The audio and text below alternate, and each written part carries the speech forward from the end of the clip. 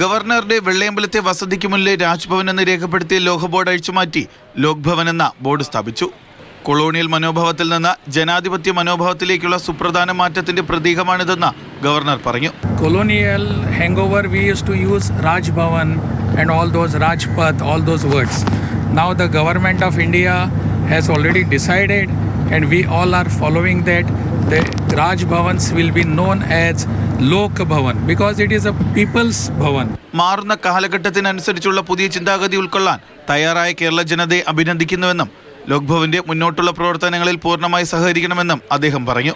രാജ്യത്തുടനീളം രാജ്ഭവനുകളിൽ ലോക് ഭവനുകളെന്നും ലഫ്റ്റനന്റ് ഗവർണർമാരുടെ ഔദ്യോഗിക വസതിയായ രാജ് നിവാസുകളെ ലോക് നിവാസുകളെന്നും പുനർനാമകരണം ചെയ്യാൻ കഴിഞ്ഞ മാസം 25-നാണ് കേന്ദ്ര ആഭ്യന്തര മന്ത്രാലയം നിർദ്ദേശമിറക്കിയത്. നേവി ദിനാഘോഷത്തിന്റെ ഭാഗമായി തിരുവനന്തപുരത്തെത്തിയ രാഷ്ട്രപതി ദ്രൗപദി മുർമു ആയിരുന്നു ലോക് ഭവനിലെ ആദ്യ അതിഥി. Jibin JB, Mathrubhumi news, Thiruvananthapuram.